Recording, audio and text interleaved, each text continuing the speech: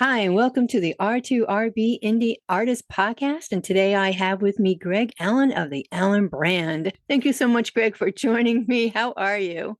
I'm well. Good, good.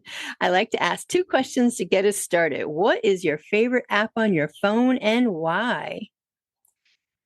I would say, um, I would say my favorite app is probably, I guess I would say Facebook, just because it helps me stay connected with family and friends. But I try to limit my social media usage as much as possible. So I hear you about that one. Absolutely. All right. Are you a morning person or a night owl? I'm more of a night owl. I should be more of a morning person,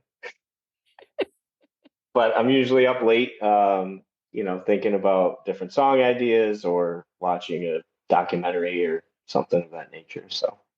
Yeah, plus, I think with if you have gigs, most of the time they're at night too. So, Yeah. I right? try to get I get a lot of 5 to 8 slots, so that's nice when I Oh, can that's get those. But yeah, very nice. Nice. All right. So, what do you like to do when you're not doing music? so when I'm not doing music, I like to travel. I like to read. I watch a lot of documentaries. I have a full-time job, spend time with family, newly engaged, so spend time with the fiance. But yeah, other than that, I mean, writing music. Nice. All right. All right. Is your fiance into the music? Is she a musician? She's not a musician, but she is learning to play a little bit of guitar, which has been fun. Are you teaching her? And yeah, she asked me to show her a few things, so I've Cool. done that. But yeah, I mean, she loves music, but she's just never really been into playing it. So Okay. Oh, fun. All right. But your parents were musicians, are musicians. yeah, yeah. So my father had passed away in '04, but he played with my mother for decades. I mean, that's how they met. Was kind of out on the music scene locally. And my mom's been singing as a vocalist for various different bands for decades. So yeah, I grew up in a very musical household, lots of a wide variety of music, everything from country music to Led Zeppelin, the Beatles, Oh, wow. um, Gladys Knight and the Pips, Oh, there you go. Joe Cocker. Oh, So wow. Some of my yeah, favorites. yeah, some really good stuff. Loggins and Messina, Oh, the my list goes God. on and on. Well, yeah. Oh, Um, my God. So you yeah. were basically just born with the music in your blood. Yeah, yeah. I mean, my uncle on my mom, both of my mom's brothers play music and sing. My grandpa played music in the '50s. My grandma can sing a bit. She used to play guitar at one point as well. And on my dad's side, his brother played drums, and he played guitar and sang. So So when did you really get into either playing or really getting into the music yourself at what age? yeah, I was probably I think I was 6 when I started playing the drums. Really? That might have just been an outlet of frustration as a child. I'm not sure. But I started playing the drums and banging on pots and pans, and then they gave me a drum set, and we did have a full size set in our living room as well. So we blared the Allman Brothers, and I'd try to play drums along to it. And, that was kind of the beginning, and then I started playing guitar at 12. And it wasn't maybe a couple years after that I started playing some gigs locally and just some acoustic stuff. So. Were you ever part of a band or have you always been solo? So I started solo. I would sit in with my mom and dad and their band here and there. I remember being maybe 10 or 11 and playing drums on a song at a party that they were playing at. But I had a trio when I was probably, I want to say 15 or 16. I had a keyboard player and a bassist and some other people that I tried to get to sit in. But yeah, I think I just kind of lacked structure with what I was trying to do. I didn't really have much of a carved out vision, so I think it kind of just fell by the wayside. And it just became you. Yeah, All right. Well, it's working, so right? yeah, If it's not broken, you don't have to fix it. What's your true. goal to your fans as a musician and songwriter? Yeah, I mean, and it's funny because I was thinking more about this. I think the cliche answer is, I hope that it reaches someone or someone's touched by it. But I guess, with my struggles and the things I've been through, I think that that is my answer. I hope that somebody listens to it. And I mean, I think the beauty of music is that when we hear it, it can move us in a way where certain things can't in life. I mean, you hear a song and it can bring you back to a time and a place, or if it's a brand new song you've never heard before, you can listen to it and think, I know exactly what that feels like. I can almost, taste the roses, or, whatever it is, whatever the Right. song's about. It can just give you this very strong sensation and feeling and emotion behind it. So that's the biggest thing that I try to do. I mean, that being said, I feel like I've written a lot of songs that, I think I've written a lot of songs just like Hotel California, where they're kind of junk sculpture, as they say, where they don't really mean anything and you're But putting it together. yeah. Wow. Yeah, that's I So like that. Absolutely. You wrote this about your song Mixed Up. I hope listeners will enjoy these lyrics and songs and continue to face their fears and struggles as I have done and still do. Sometimes we all feel a little mixed up, and you have had some darkness in your life. Can you tell us about that time and your journey back from it? so yeah, I mean, I guess I could say I started drinking at a very young age, along with the music. And, I really sought out to escape, and I did. I had lots of hitchhiking, lots of trouble I got myself into. So I guess mixed up is a very vague or maybe ambiguous way to describe feelings of depression or having your priorities mixed up, and Right. the things that you want to value, maybe they fall to the bottom of your priority list. And, I know it was certainly the case for me where I valued my own feelings and my own escape above everything else, which makes for a lot of emptiness, and it was a pretty hollow life that I was leading. Right. So, when I got help for, my drinking and whatnot, through people sharing their experience with me and people relating and kind of offering a way out. And so then, about 2017 or so, I want to say, I started to write about that stuff. And that's where Mixed Up came from, was, these questions we ask ourselves, like, where are we going in life? What's our purpose in life? Do we feel fulfilled? Are we happy? Are we misleading ourselves, or kind of where's our true north in Right. all of this? So that's what the song was inspired by. I hope people relate to that and they think, man, I've felt that way before, and Right. I've pondered these things, and Yeah. there's light at the end of the tunnel. So Absolutely. And I think sometimes when we're young, we don't necessarily have the words to put towards our feelings either. And I think sometimes when you can have music and you can relate to the music, the lyrics, and what you're feeling, definitely can help somebody else in the same situation, because when we're young, we're pretty stupid sometimes too. You know, yeah, just kind of goes together.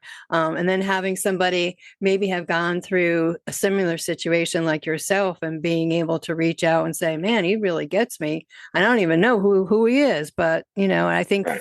for that's what I get from your music for other people as well. And you took hitchhiking to an extreme from New York down to Florida. You were in a very dark place at that time, as we have talked before. Yeah. And so when you land up where you landed, and if I don't know if you want to share this part or not. When you landed in Florida and you've been around hitchhiking, I know you were with a buddy, and the day that you had your accident, and you've come back from it. Can you kind of tell us a little bit about that, and what were you able to grasp onto to get back to where you are today? Yeah. So yeah, I was hitchhiking for about a year with a acquaintance, I guess I would say, but he did a lot of looking out for me. And we played music and partied, and we met people and kind of slept outside or on beaches and what have you. And we had parted ways at that point, where I decided that he wanted to stop drinking and I wanted to continue drinking, and that was really the reason for our kind of divide. But it was cordial and everything. And so I went my own way, and I had a lot of blackouts. I had a lot of moments where, I mean, really, I was just frightened of myself, because I would drink and kind of lose control. And I was out alone. I ended up trying to, I guess I wouldn't say trying to touch a train, but I was walking by and I put my hand out and I vividly remember just the impact. And then a gentleman from this bar I was at came and saved my life and tied these tourniquets and everything. And, after that, I think I kind of adopted this victim personality, more or less, where I said, I can, the world owes me something because this thing had happened. And Sure. I think that outlook had to kind of run its course. After that, I decided that, there was kind of hope for me to start again. And having no license, no car, no job, no real anchors, I think I was in a good position to actually get help for what I needed. Right. Um, And you had family support and you had outreach support and you ended back and were in New York. And I don't know if you believe, but I believe that somebody has been watching over you, yeah, to where you are today. Because my goodness gracious, what you have endured and come back from, not everybody does. yeah. Yeah, so kudos to you. And so then you're writing, so your music and your is it therapy for you, the writing part of it? It's interesting because I do find that if I take a week off from playing music or I'm busy doing some other things, maybe I've got some projects I put on hold or whatever, and I come back to it, I certainly feel a relief or maybe a release where I'm like, man, I needed that and I didn't know it, or, that felt good, or, maybe I'm a little bit more, it's maybe a little less of a job, or a chore, to play. And so that's always great, but I haven't, and I know I mentioned this before, but I haven't really sat down and thought like, oh, I need my music, I need my therapy. But I think that I think it's a good practice to emote. If you're frustrated with something, you can write a song or you can beat your guitar to death and do whatever you want. And I feel like that certainly helps me along. But I really try to I try to look at it as like this is a gift, to be able to play and write music. And when I do have a little bit of time away from it, I do find that maybe subconsciously even I miss it a little bit. Yeah. So Yeah. Yeah. I mean, I think that that's great that you're able to do that and just being able again to give back to your fans, to your listeners. Perhaps somebody hasn't thought of that either of, you're writing lyrics. Well, there's nothing wrong with journaling either. So, you may not think you're a songwriter or a lyrics, but you certainly can get a book and start writing. And I know so many people it's their outlet just to find, like you said, to bang on the drums or bang on your guitar or write a beautiful song, So, yeah, absolutely. I love what you wrote about the story song and how that project got started. Tell us about that story behind that song. yeah, I always like sharing that because I know my father's friends get a kick out of it for sure. So my dad was very private about a lot of his original stuff. After he passed away, we found all these tapes and we got all of his friends together and we played all these songs and they were just blown away. They're like, I didn't know he wrote any of this stuff. I'd never heard any of it. And there was bits and pieces of things he put together on this Tascam 8-track player, and he had these really cheesy '80s drum machines in the back, and he would have my mom sing harmonies, and he'd play these leads and everything. And as it was put onto the tape, it kind of was funny because it had this weird tremolo sound where it sounded like a guitar underneath a fan on full Right. blast. Wow. So everything just sounded wacky, and we burned it to a CD, and then you would get pieces of a song, and then it would end, and then another song would start, and they would blend a little bit here and there, and you're like, "What? This is just noise." But my mother and I were listening, and I said, "Hey, I like this song. I think it's called The Stories. I'm not sure." And she's like, "Yeah, that would work." And I asked her to kind of decipher what some of the lyrics were because I didn't want to have them wrong. So she helped me with that, and she sang some backup harmony, and I decided to put on my own style of solo, something that I feel like my father would appreciate. My mom, I remember it was funny. We had a nice moment putting that together where she was like, he would love doing this. He would love just jamming and producing this, and he would love your ideas and your input, and so it was a special moment. And I laid down the bass track, and I had a friend who's in one of the music projects I'm a part of. He put down the drum tracks. Yeah, and we put the whole thing together. So I'm really proud of how that came out, and What? hopefully, yeah, I drag my mom into some more stuff. So What an amazing story. I mean, that is something that one you're going to remember and treasure and have that tracks, that you have from your dad and now with your mom and yourself. Like, oh my God. Do you use any AI? Did you use any AI to put it together? To put to or even extract anything? Or were you able just to do No, that on your own? no. So I learned the song by ear, but I listened to the CD. I learned it by ear, and I printed out the lyrics. I wrote them down on my phone, printed them out, and then I kind of started with I started with the rhythm track to a drum loop. Took the drum loop out, put down the bass track, sent it to the drummer, and then I added another guitar arrangement, and I added the solo. And no AI. That's So so cool. Wow. yeah, Yeah. Oh my gosh. That is fantastic. Absolutely love that story. Who has influenced your musical career the most? it's very interesting. I mean, I would have to say my father, of course, but if we're talking about artists, I would say there's so many, but I mean, I was raised on blues, rock, that kind of stuff. So I definitely hear a lot of like Led Zeppelin, Pearl Jam, Incubus, Dave Matthews, kind of all tangled in there somewhere. Lots of like '90s influence, and my song structure, the whole kind of yin and yang, is something that I kind of fell into, and that was deeply inspired by Dave Matthews, where you have this verse where it's doom and gloom and very dark but beautiful, almost like classical music, and then you get to the chorus and it's like the sun is out and there's these beautiful harmonies and Ah, everything's very melodic, and then there okay. might be some weird bridge in there that doesn't make any sense, and then it comes back to the dark part and then just finishes with the happy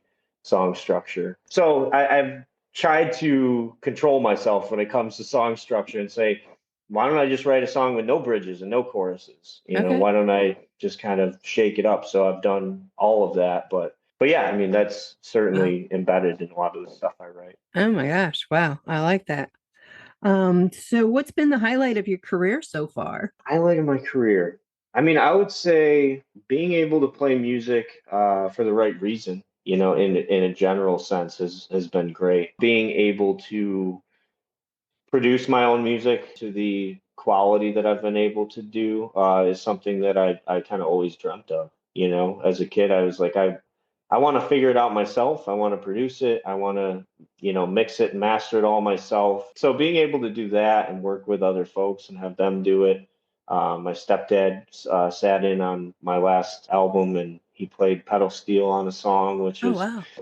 really beautiful. So, being able to offer something instead of, I have always been solo more or less, but being able to take a back seat or maybe take a side step or whatever and be a part of different projects, I think that has been really great. How about collaborating? Have you collaborated with anybody? Thinking of collaborating with anybody? I mean, I haven't like met anyone on the internet and really collaborated.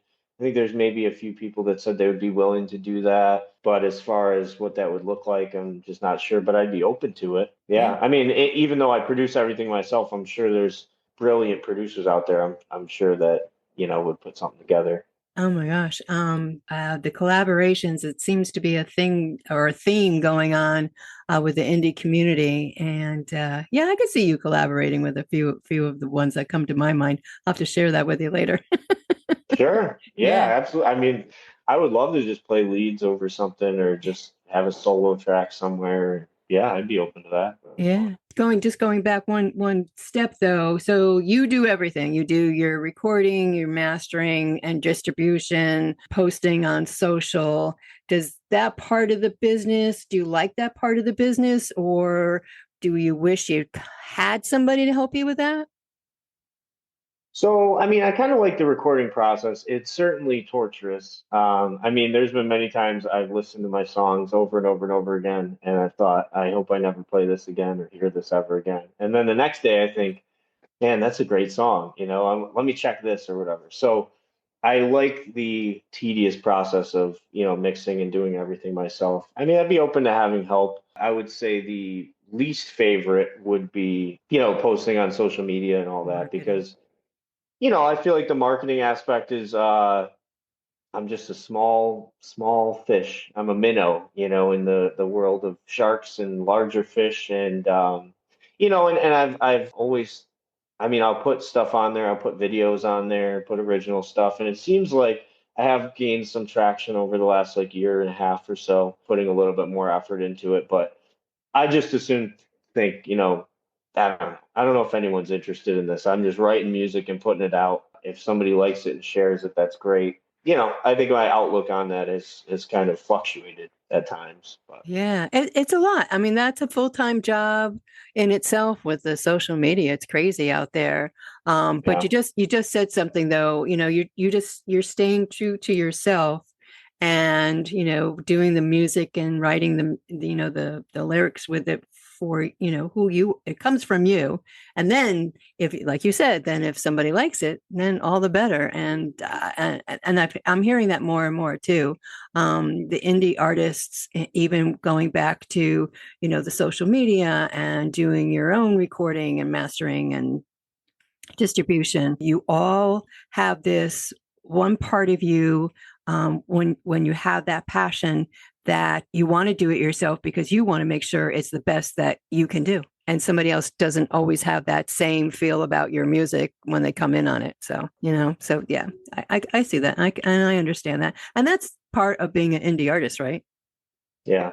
You know, Yeah, I mean, I think the biggest thing that with the marketing and social media, I think the biggest thing that I see with other artists is that everyone has some kind of shtick. They have some kind of thing. This is this guy and this is his thing, and I don't have that. I'm just me. I'm just a guy who's been through some stuff writing music. I feel sometimes there's pressure to maybe be something different, and yeah, my response to that is, you know, I'd rather just not be on social media. right. That's that's Yeah, what people no, are doing. yeah, So I think yeah, that's where I get into that area of like, yeah. I'm not gonna, jump into that. No, and I've seen that. I've seen that as well out there with indie artists. But yeah, definitely stay true to yourself. That is, I feel, the best way to go. And you're proof of that. Having gone through what you did with your accident, if somebody was struggling or in a dark place, what advice or encouragement would you give them? I would say, be honest with yourself. Ask for help, and find hope. I mean, there's hope in the world. I think it's very difficult. A lot of times people kind of use the litany test of, well, it could be worse. And I don't know how helpful that is. I think connecting with people, really just kind of surrendering to your situation, I think that's where you find peace. Right, If you're caught in the life's unfair and why did this happen to me, and that kind of mentality, there's nothing good that comes from that. If you're looking at things and saying, hey, this happened, this is a fact, I'm still going to live and do my best and put my best foot forward in whatever I do. I think that's really the mentality that leads to happiness. Because I mean, when this happened, it was my own fault. I had lost both of my legs. I was put in a wheelchair. I went to the hospital for 2 weeks. I was in physical therapy for 2 weeks, and then I was kind of just booted out and sent home. I didn't think that, I kind of just felt like I was just going to drink myself to death anyway, so it didn't really matter. But that, where the turning point was, I mean, it was a collection of experiences, but it was derived from other people and, watching them live life and knowing that they felt at one point the way that I felt, because it was more inside than it was external. It right, was about kind of where I was at with my spirit. right. So. Whatever worked for you definitely worked and got you back to where you are today. So good for you. What's up for 2025? What's going to go on with the Allen brand this year? Yeah, it's exciting. So I am working on a single, and I will probably release that in within the next month or so. I'm kind of taking a more laid back approach because I know last time we talked, I said I don't even know if I'll release anything. Right. Um, but I think taking more of a laid back approach is good for me. I've released a ton of music recently. I think Yeah. kind of cycling that into my set list, kind of the goal moving forward. So I have an original set that's coming up on the end of March, and that's just a 1 hour set of original music, and it's Oh, kind of a cool. showcase. So that would be fun. And I'm actually going to be playing some gigs with my mother, kind of getting her involved and bringing her into the fold a little bit to sing some stuff that she loves to do. So that would be nice as well. Oh, that's really cool. Oh, that's great. Gosh, I wish I Yeah. lived I wish I lived closer. Yeah, But you live on the other side of the world. I know. It seems that that's so cool though, going out and gigging with your mom. That is really Oh great. yeah. Yeah.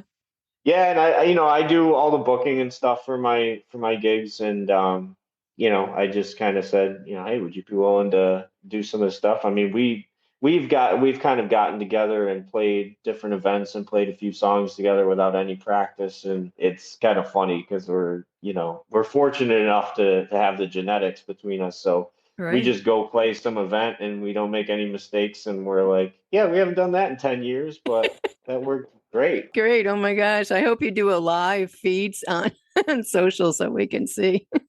Sure. Yeah, that's something I could probably do. Yeah. Yeah, there you go. So you do all your own bookings. Are you pretty well booked up for the next couple months? Yeah, I want to say 3 to 4 gigs just about every month, probably for the next 3 or 4 months or so. And you're up in New York State. Yep, yep. So upstate New York, we're at Syracuse. I'm really excited about your release and doing that for 2025. I can't believe we're here in the middle of February. That is so fantastic. Why don't you let's talk about your albums? Tell us about them. I'm really excited about my last album, my last couple albums. I know Time Away had 12 songs on it, and some of them were a little bit longer, but I really dove into these kind of Dave Matthews, Grateful Dead kind of sounds, and I tried to make every song a little bit unique in its own way, and so that was a lot of fun. And then Tiny World is the my most recent album, which is only 6 songs, and I actually had every song be a little bit shorter. So I'm always trying to mix things up as far as what I'm doing with the albums that I'm releasing, and I just hope people like it, love it, and listen to it and share it and Absolutely. enjoy So, it. well, let me just ask you about the albums. How far in advance do you start planning? Do you put, do you do a song and in the back of your mind is like, I want to keep that and put that aside for, for an album? So it really just depends. I mean, I sometimes I've written a song and then within 2 or 3 days I've had the bass, the leads, everything just put together. I'm like, there's put a bow on it, it's done. Other times I've written a song and I thought, I'm actually gonna chop this up and rewrite the whole thing. And so there's times where maybe I set a song aside and I say, hey, let's see what happens in the future with that. Or maybe if I get a burst of inspiration, I say, hey, let's pull that out of the archive and see what we can do to breathe some life into it. But it really depends. I know with Time Away, I had a few songs that were partially written. The title track was I mean, it kind of meant a lot to me, to be honest. It was something that just came, the idea of stealing time from yourself and Right. maybe doing things that aren't good for you, but not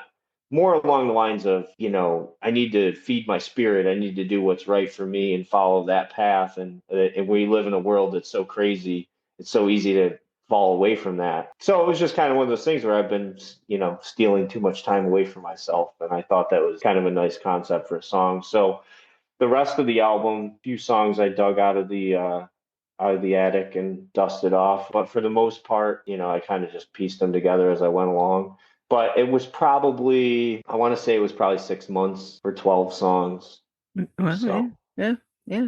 And then, so each project for Time Away and Tiny World, do you think about the concept of the album per se from like the title, or do you put your songs together and then create, the project name? I guess I usually just think what song is like the most impactful here, or what's the song that kind of maybe all of these songs fit under the umbrella of, Tiny World was the first song I wrote for that album. And so that became the title track. And then Time Away I think that was also the first song I wrote, aside from some others that I might have added later on. But so, yeah, I mean, I guess to answer your question, again, I guess it depends. But I haven't thought, hey, this song kind of encompasses the whole feeling of the album. So Okay. I've kind of just thought, hey, I think this song is maybe maybe this is going to be the most popular song, or maybe Hmm. this is the most catchy song, Okay. So I'll kind of deem this the title track. There's just so much that goes on in indie artists' brains.